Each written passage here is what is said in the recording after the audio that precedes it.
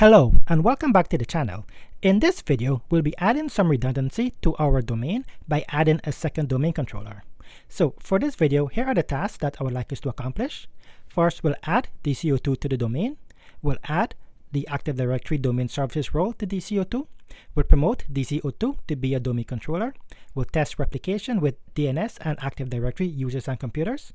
And then we'll bring DCO1 offline. And then we'll ensure that we can still log into the domain and access external services. So with that, let's dive in. All right, so we'll log back into our DCO1 machine.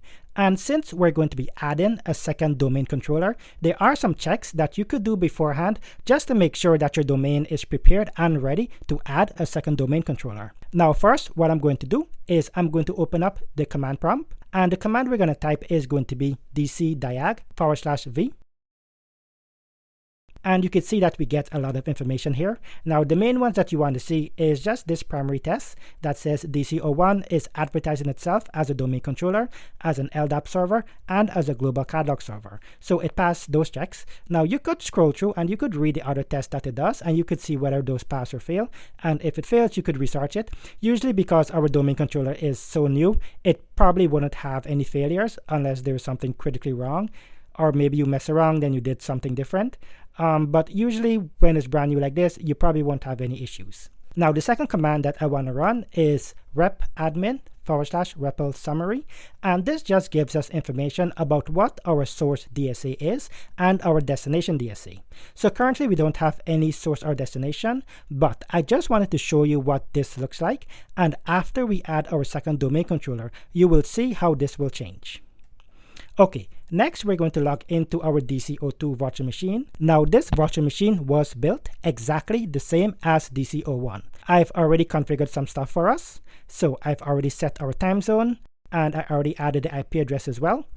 I'll go to my network adapter and we'll look at the IP information. And you'll see we have the IP address 172.20.20.21. The subnet mask and the default gateway is a standard one that we use. So for the preferred DNS server, it's going to be 20.21, which is DCO2. And for the alternate DNS server, it's going to be 20.20, which is DCO1. Next, we need to add the server to the domain before we promote it to be a second domain controller.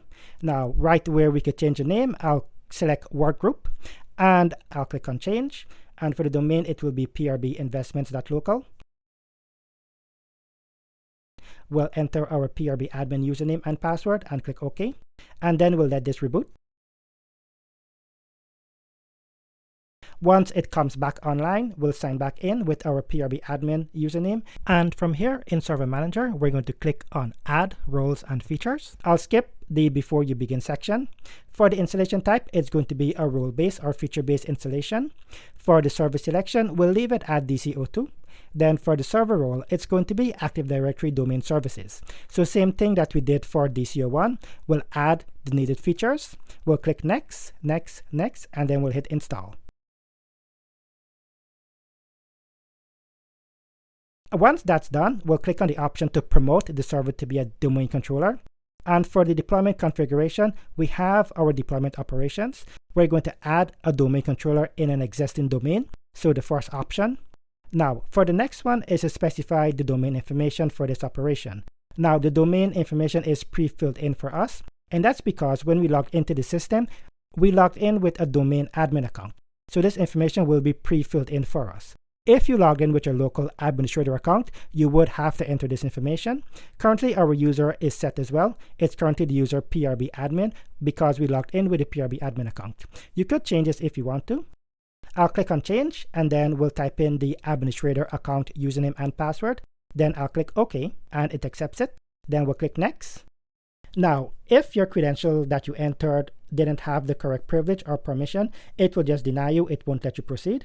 You just need to ensure that the account you're using has at least the domain admin privilege, which means it's added to the domain admin security group. And here in domain controller options, you could see that we already have domain name system and global catalog already checked off. Now I could uncheck these if I wanted to. Now, if you remember, we couldn't uncheck these when we created our first domain controller because your first domain controller has to be a DNS and a global catalog server. But now that we're here for the second one, I could uncheck these if I wanted to. I could also change the site name if I want to, but I just have the one site name. So I'll leave these as is, as a default, and then I'll enter the password for the directory service restore mode, and then I will hit next. For the additional options, I could specify which domain controller to replicate from, but I just have one domain controller, so I don't need to change anything here. For the paths, I'll just leave this as a default and then hit next. And we could review our options so you can see all the selections that we made. Now, what I could do as well is I could view the script, and I could just save a copy of this to my desktop. And the next time that I want to add another domain controller, I could just use this script to promote other servers to be a domain controller using this script to automate the installation. Then it's going to check for the prerequisites, and once the prerequisites is checked and passed, we'll hit install. And we'll let the installation run, and we'll wait for it to be completed. And once it's done, it's going to reboot once again. And then when it's back online, I'll hit Ctrl-Alt-Delete and log in.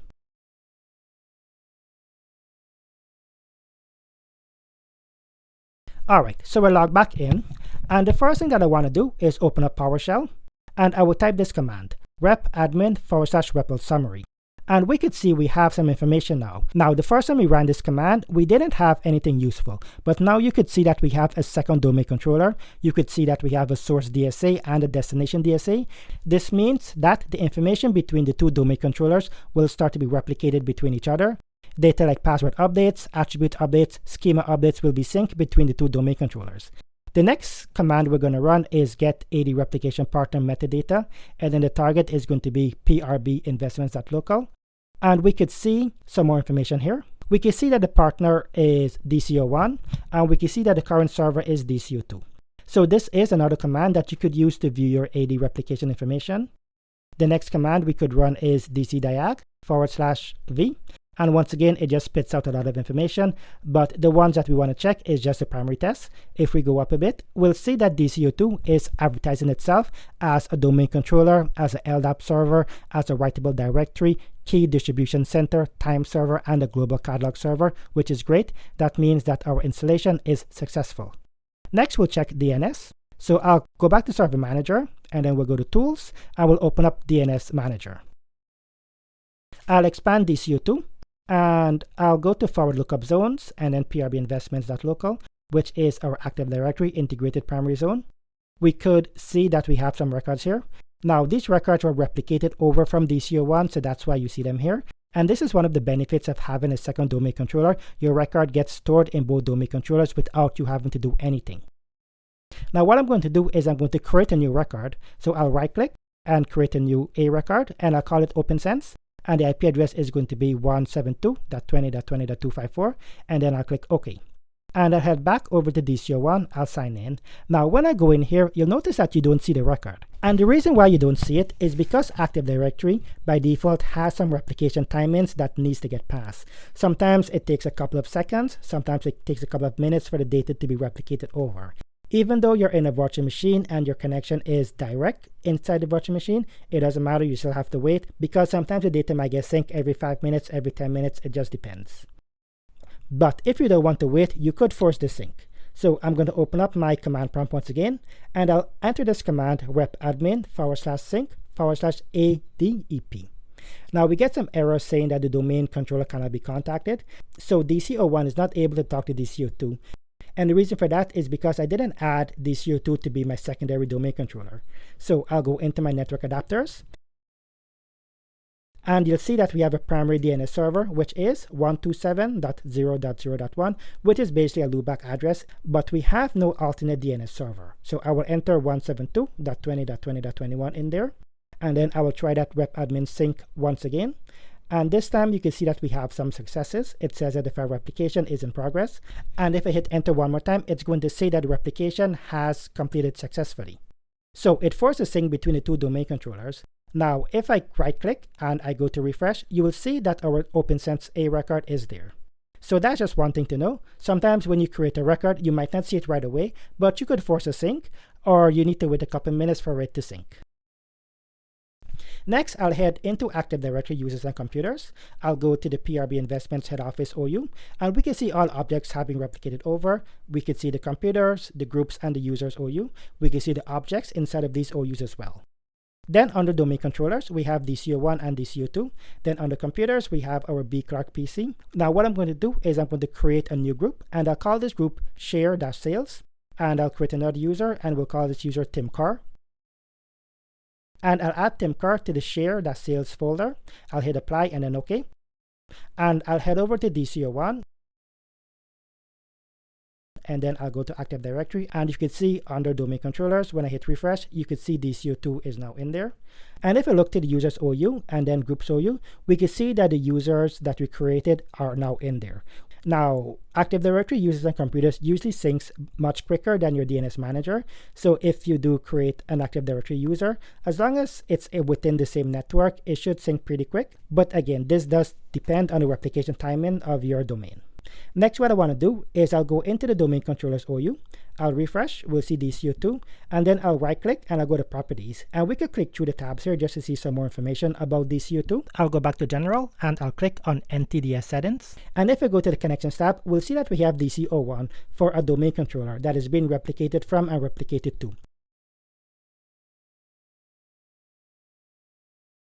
Now, if I go to my general tab, we see that our DC is a global catalog server, and I could uncheck and recheck this option if I want to.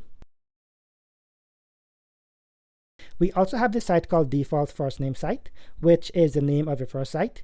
What I want to do is I'll go back into Server Manager. I'll open up Active Directory Sites and Services. I'll expand sites, and we could see our default site name. I could expand this and go into servers. Now, I'll rename our default site name. I'll name it Toronto-Office.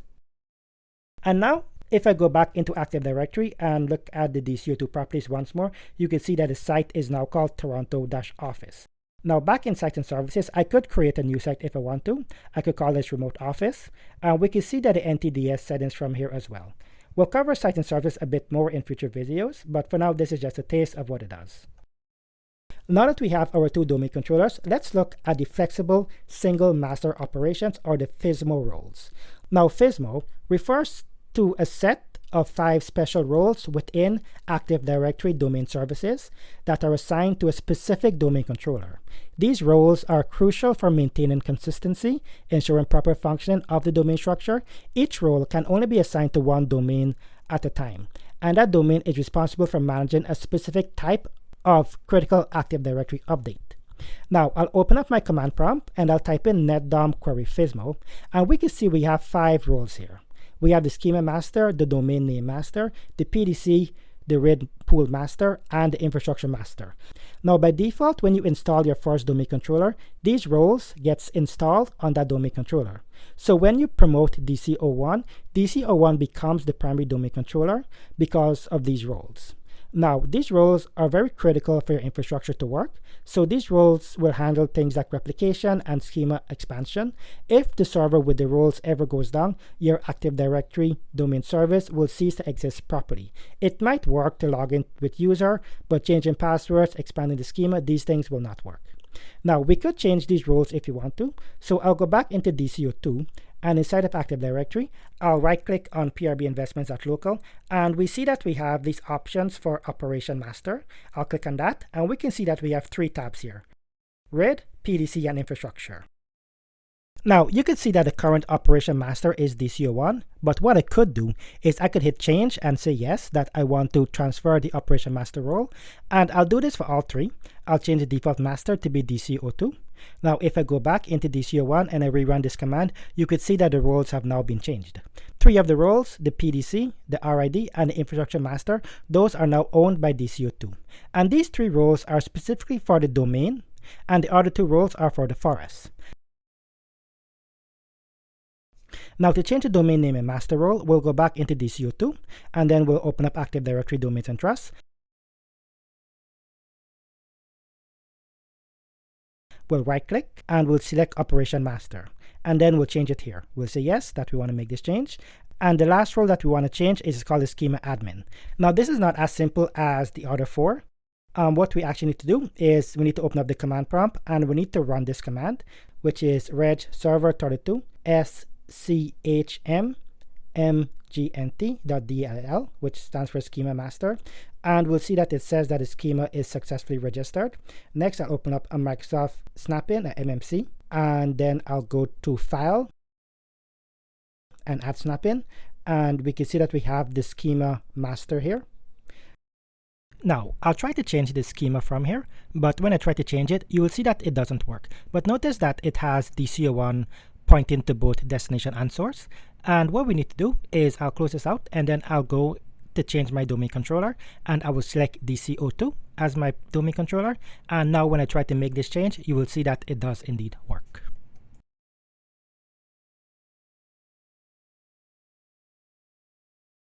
Now what we'll do is we'll run another netdom-query FSMO, and we'll see that all of the roles are now transferred over to DC02. Now you could change this back if you want to. Since this is a test lab, I'm okay with leaving these as is, but I might change it in the future. We'll see. Okay, now with all of those done, let's test our redundancy and see what purpose DC02 brings to our infrastructure. Now the first thing that I want to do is I'll go into my network adapter on Bruce Clark's PC, and I'll go to the IP address. And from here, I'll just enter a static IP address. I'll enter 172.20.20.10, and I'll just use a standard subnet and gateway. Now for the primary DNS server, I'm going to only use the IP address for DC01. I'm not going to enter a second DNS server, and you'll see why. Now if I try to ping google.com, if I try to do an NS lookup or browse the internet, you can see that it works, no problem. As long as our DNS server is online, we can resolve DNS names. Perfect. Now what I'll do is inside of DC01, I will disable the network adapter. And back on Bruce Clark PC, I will sign out.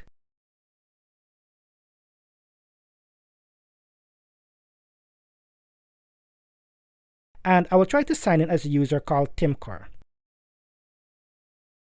And we can see that we get the error message that the domain controller cannot be contacted. Now if I log in as Rachel, it does work. And if you're wondering, okay, well, what's going on here? Like, why is Rachel working, but this Timcar user isn't working? That's because when you log in as Rachel, what will happen is the computer is going to create a local cache for your credentials. So when you log in to the computer, your password is stored on the computer itself. It's kind of as if you have a local user, but it's a domain user with cache credentials stored on it. So the credential is currently cached for Bruce and Rachel because we've logged in with these users before. We've never logged in with Timcar, so that's why we're not able to log in with Timcar now when the domain is offline. Now, if I try to ping google.com and do an NS lookup, you'll see that it still doesn't work, not even the web browsing, because DC01 was our main DNS server, and because DNS no longer works, the ping and NS lookup and all of those things that's used to resolve host names to IP addresses no longer works. Now, what I'm going to do is I will change my IP address. I'll add DC02 to be my second DNS server. And now when I sign out and I sign back in as Timcar, we see that it works. And that's because DC02 is now our secondary DNS server. So what your computer will do is it will try your primary DNS, and if that doesn't work, it's going to use your second DNS server for DNS resolution. Now I'll try my ping and I'll try my DNS lookups as well. Now, when I try NS lookup, notice that it still doesn't work, and that's because it's still trying to use DC01 as its main DNS server. But what you could do just for testing, you could just add a space and then specify the DNS server that you want to use. So in this case, we'll be using DC02, and you'll see once we enter the IP address for DC02, the NS lookup resolution does work. Okay, so that's the end of the video, and I'm sure you could see the benefits of having a second domain controller. We were able to see how data gets automatically replicated in DNS and Active Directory users on computers, what happens to user logins when your only domain controller is offline, and since we had DC02, we were able to log into the domain and access external resources. So thank you for watching the video. If you have any questions, please leave a comment below and I'll answer as best as I can. Thank you. If you find the information helpful, please feel free to like the video and subscribe to the channel for future videos. Thank you.